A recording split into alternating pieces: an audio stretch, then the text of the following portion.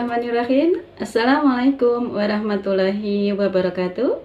Alhamdulillahirrabbilalamin. Allahumma sholli wa sallim wa barik ala sayyidina Muhammad wa ala alihi wa sahbihi ajmain. Allahumma rabbi shrah li sadri wa yassir li amri wahlul 'uqdatam min lisani yafqahu qawli. Sahabat muslimah yang dirahmati oleh Allah, bagaimana kabarnya sore kali ini?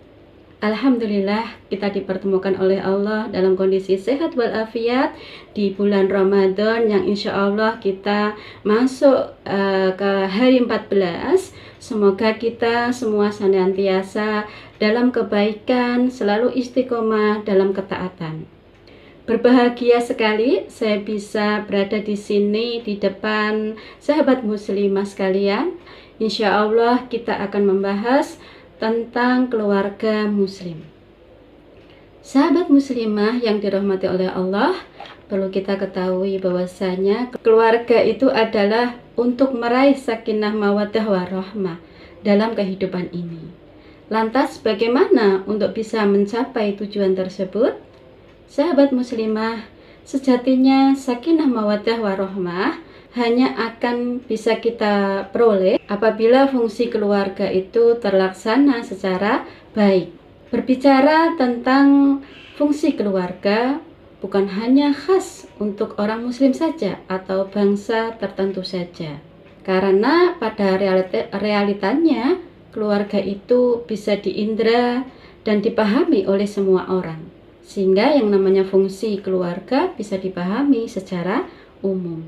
Tetapi bagaimana fungsi keluarga dalam Islam itu sendiri? Sahabat muslimah yang dirahmati oleh Allah, paling tidak ada 8 fungsi keluarga yang harus terlaksana ketika keluarga itu sudah dibentuk atau ketika pernikahan itu sudah sah.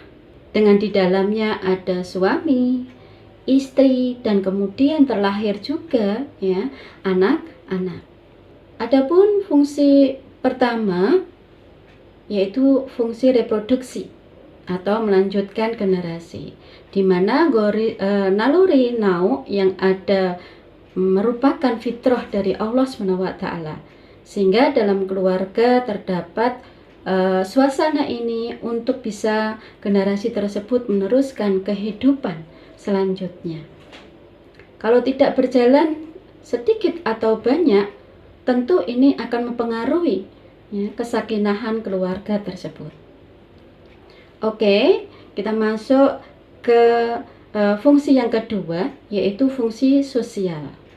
Sahabat muslimah yang dirahmati oleh Allah, fungsi sosial ini di mana ada hubungan interaksi antar keluarga dan juga masyarakat, antar suami istri, anak dengan anak, atau keluarga dengan masyarakat. Tidak boleh antar mereka tidak ada sama sekali interaksi. Tidak boleh juga perang dingin di antara keluarga. Maka dari itu perlu tercipta yang namanya interaksi secara harmonis antara anggota keluarga.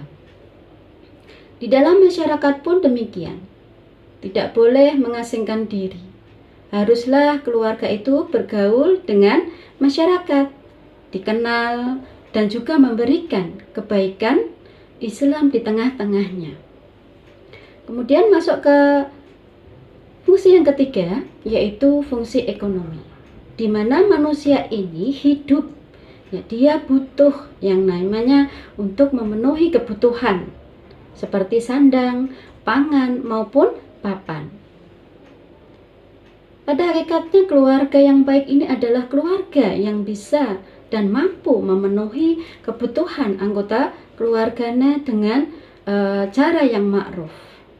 Dalam hal kelayakan, ada peran negara di situ. Negara ini menjamin kepala keluarga untuk bisa menjalankan fungsi ekonominya. Ambil contoh misalkan, memberikan atau membuka lapangan pekerjaan yang layak untuk para qawam atau para suami. Kemudian fungsi yang keempat adalah fungsi edukatif atau pendidikan.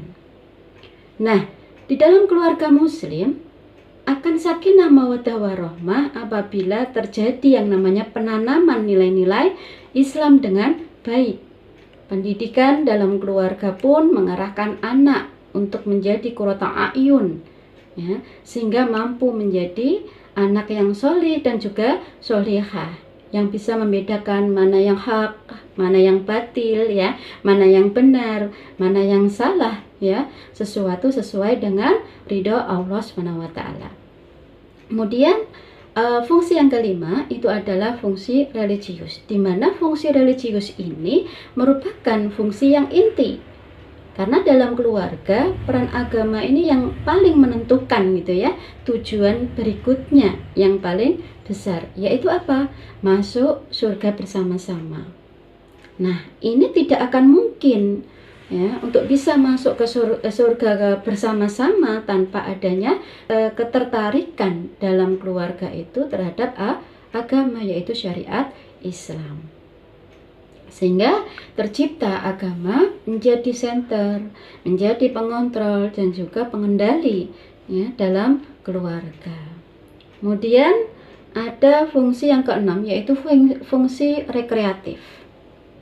Nah, perlu dipahami bersama di sini yang namanya setiap anggota keluarga tentu ingin merasakan yang namanya kenyamanan, santai, dan juga tidak selalu monoton gitu ya, atau bahkan penuh dengan konflik gitu ya. Namun rekreasi ini jangan dibayangkan gitu ya, butuh dana yang besar gitu. Tetapi dapat juga diciptakan sebenarnya di dalam rumah sendiri, dengan mengobrol misalnya, dengan bercanda misalkan, ya kan, atau melakukan hal-hal yang positif, menjalin komunikasi yang sehat, ya, yang berkualitas. Dan ini pernah dicontohkan ya oleh Rasulullah ketika beliau itu melakukan bercanda juga ya, bermain bersama anak dan istri, bahkan sahabatnya begitu. Kemudian ada fungsi yang ketujuh gitu ya, fungsi efektif, di mana di dalam keluarga perlu adanya rasa saling menghargai, mengasihi gitu ya, menyayangi, mendukung, dan juga memperhatikan antar keluarga. Tidak boleh dilewatkan begitu saja karena bisa mengurangi yang namanya kesakinahan apabila antar keluarga tidak ada fungsi efektif ini. Sahabat muslimah yang dirahmati oleh Allah, masuk ke fungsi yang terakhir dan paling urgent di sini, yaitu fungsi dakwah. Di mana fungsi dakwah di dalam keluarga muslim ini merupakan jantungnya ya, jantungnya keluarga muslim. Dalam berkeluarga tentu tidak hanya untuk diri kita sendiri, tetapi juga sebagai bagian dari masyarakat dan juga bertanggung jawab untuk melakukan amar ma'ruf nahi mungkar, mengajak kepada kebaikan dan mencegah kepada kemungkaran. Bisa jadi di sini dimulai dari keluarga inti, gitu ya. Ambil contoh misalnya, manusia itu tempatnya lupa, nggak menutup kemungkinan dia akan melakukan suatu kesalahan. Maka di sini tugas antar anggota keluarga itu adalah mengingatkan. Nah, disinilah fungsi dakwah itu berdiri. Dan keluarga harus memiliki yang namanya nilai positif di tengah masyarakat, yaitu dengan aktif berdakwah, menyampaikan Islam. Sahabat muslimah yang dirahmati oleh Allah, gitu, itulah fungsi keluarga di dalam Islam yang akan mempengaruhi yang namanya terciptanya keluarga yang sakinah mawaddah warahmah. Nah, kalau fungsi tersebut terlaksana dengan baik, gitu ya, tentu insya Allah gitu ketenangan dan juga kenyamanan akan diperoleh ya, dan dirasakan oleh semua anggota keluarga. Ataupun sebaliknya, kalau itu terganggu, maka kesakinahan hanyalah sebagai harapan dan sulit untuk diwujudkan. Nah, di antara kedelapan fungsi keluarga tadi, ya, bukanlah urutan atau kita bisa prasmanan memilih fungsi apa yang harus dilakukan, ya, tetapi semuanya lah memang harus kita penuhi. Semoga Allah memudahkan kita untuk merealisasikan fungsi keluarga tersebut dan kita melaksanakannya semuanya itu untuk bisa mewujudkan kesakinah dan mendapatkan nilai ibadah di mata Allah SWT.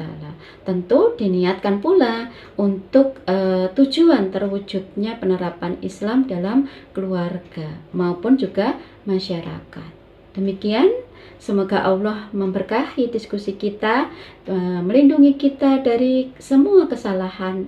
Alhamdulillahirabbil alamin. Billahi taufik wal hidayah. Wassalamualaikum warahmatullahi wabarakatuh.